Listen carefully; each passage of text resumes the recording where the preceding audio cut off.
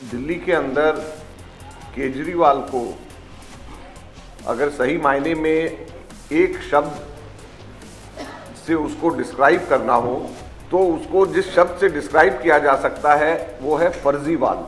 मौका मौका हर बार धोखा। जुगलबंदी ने कैसा बनाया अपराध का माहौल। जहां पे हम जुगलबंदी कह रहे हैं वहां पे केंद्र सरकार और दिल्ली सरकार के मिल करके और मिली भगत की बात कर रहे हैं। ये कहते हैं कि हम करेंगे काम की राजनीति, तो हम केजरीवाल जी को कहते हैं तो करना, कौन रोक रहा है? केजरीवाल करना। दिल्ली के अंदर केजरीवाल को अगर सही मायने में एक शब्द से उसको डिस्क्राइब करना हो तो उसको जिस शब्द से डिस्क्राइब किया जा सकता है वो है फर्जीवाल। क्योंकि अगर कोई फर्जीवाड़े का राजा है पूरे देश के अंदर तो वो फर्जीवाल केजरीवाल है। और इसलिए हम केजरीवाल के काले कारनामों के ऊपर श्वेत पत्र आज लेकर के यहां पर आए। केजरीवाल के सरकार के काले कारनामों के ऊपर श्वेत पत्र, और ये केवल केजरीवाल सरकार नहीं बल्कि केंद्र की भाजपा सरकार के ऊपर भी लागू होगा। आप देखेंगे जब हम इस पे बताएंगे। और इसलिए हमने जो इसका मुख पृष्ठ के ऊपर जो दिया है, जिसको हम आगे लेकर के जाएंगे, मौका मौका हर बार धोखा। तो ये जो धोखाधड़ी का काम केजरीवाल सरकार ने किया है, इसको शुरुआत के अंदर 12 पंक्तियों के अंदर एक कविता के रूप में हम लोगों ने बनाया है। सबसे पहले मैं ये 12 पंक्तियां एक कविता के रूप में एक बार मैं पूरा पढ़ देना चाहता हूं। उसके बाद में फिर इसमें एक एक के ऊपर विस्तार के साथ में आंकड़ों के साथ में बताऊंगा कि ये श्वेत पत्र का मतलब क्या है और क्यों हम इसको श्वेत पत्र कह रहे हैं। मौका मौका हर बार धोखा। कोरोना काल में लगा रहा लाशों का अंबार, बस सेंट्रल विस्टा और शीश महल पर ही केवल बरसा प्यार। 1780 करोड़ रुपए पेंशन बुजुर्गों की भुलाई, कुछ यूं लाठी बुढ़ापे की इस केजरीवाल की सरकार ने चुराई। राशन कार्ड बने नहीं, जनगणना से केंद्र ने कर दिया इनकार। जुगलबंदी दोनों की में फंसी दिल्ली झेल रही है मार। झुग्गियों पर चलाकर बुलडोजर 2,80,000 लोगों को कर डाला बेघर। 38% डॉक्टर नहीं, 10,250 करोड़ की कमी से जूझ रहे अस्पताल। रचते रहे बस जुमलों का जंजाल। 56,000 इकोनॉमिकली वीकर सेक्शन की सीटें खाली। अध्यापक और प्रिंसिपल स्कूल में नहीं, सरकार मौज में डूबी रही, शीश महल के पूल में डूबी रही।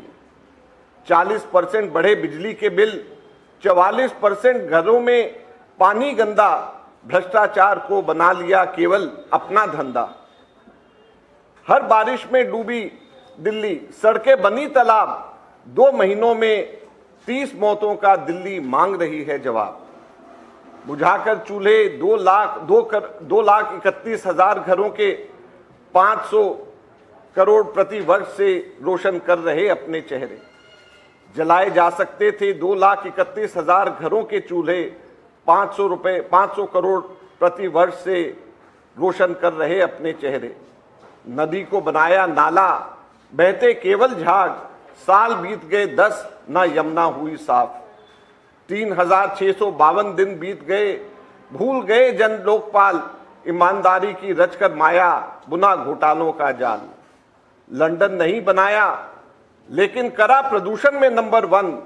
500 किलोमीटर की टूटी सड़कें और 213 फीट के कचड़े के बने पहाड़। तो ये केजरीवाल के ये 12 पंक्तियां इनके 10 वर्ष को पूरी तरीके से समाप्त करती हैं।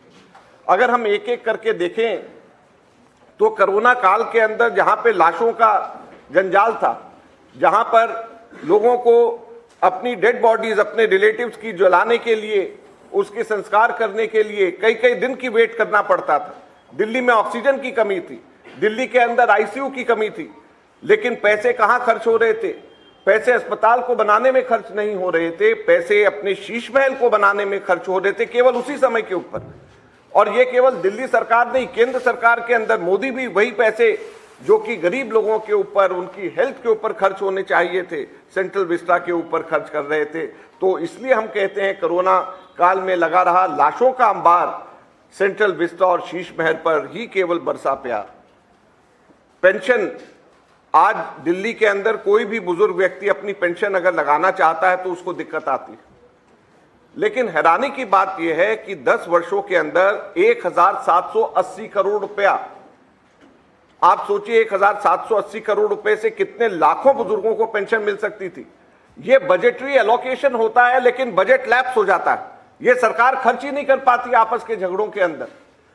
एक झगड़ा तो इनका आपस के अंदर यह हुआ कि 2000 की पेंशन मिलती है, जिसमें से 2000 में से 200 सेंट्रल गवर्नमेंट देती है, 1800 दिल्ली गवर्नमेंट देती है। ये शुरू से चलता आ रहा है।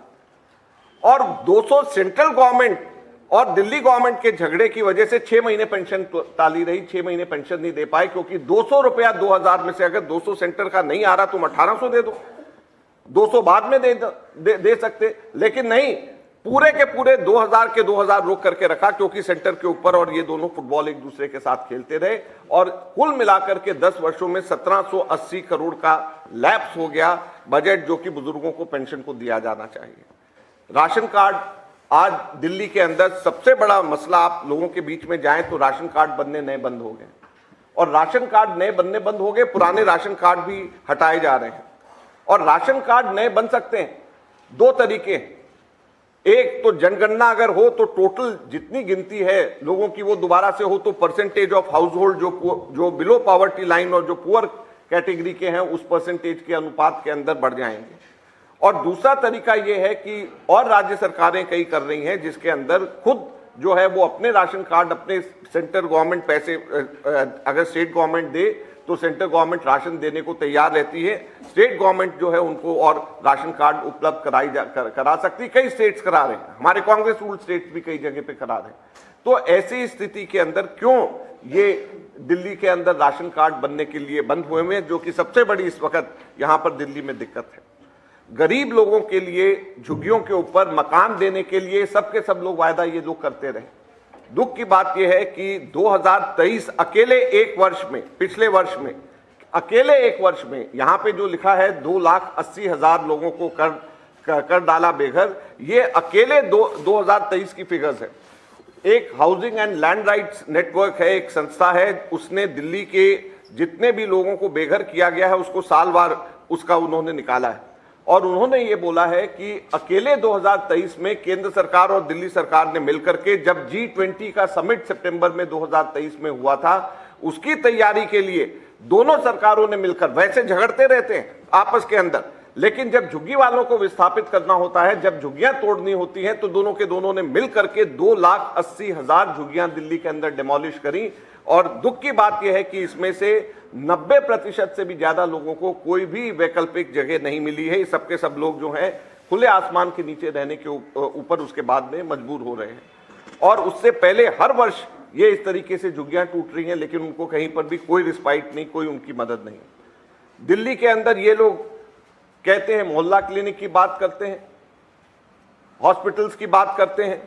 हैरानी की बात यह है, अभी सितंबर के अंदर एक हेल्थ डिपार्टमेंट की मीटिंग हुई, 10,250 करोड़ रुपए की जरूरत है। जैसे इसमें लिखा है 30% डॉक्टर नहीं, 10,250 करोड़ की कमी से जूझ रहे अस्पताल। जो अभी जहां पे 14 हॉस्पिटल्स के अंदर कंस्ट्रक्शन चल रही है एग्जिस्टिंग हॉस्पिटल्स में, तो उसमें 10,250 करोड़ रुपए की कैपिटल एक्सपेंडिचर की जरूरत है। उसमें 10,250 करोड़ की जरूरत है और इस साल एलोकेशन केवल 372 करोड़ की करी गई। या आप लिख लें, ये इसमें नहीं है, 372 करोड़ की केवल इस वर्ष इसमें एलोकेशन करी गई है। तो इस हिसाब से 30 वर्ष लगेंगे, जो कि काम अभी चल रहा है उसको पूरा होने में 30 वर्ष लगेंगे। और ये हॉस्पिटल्स को चलाने के लिए 8,000 करोड़ रुपया इन हॉस्पिटल्स को चलाने के लिए पैसे चाहिए, और इनके पास में पैसे नहीं है। तो जब इनके पास में पैसे नहीं है तो कहां से ये गरीब आदमियों के इलाज के लिए ध्यान रखेंगे, जो कोरोना में हो रहा था। हाँ, लेकिन एक चीज के लिए पैसे हैं इनके पास में, एडवर्टीजमेंट करने के लिए अपने, उसके ऊपर हम लोग आएंगे।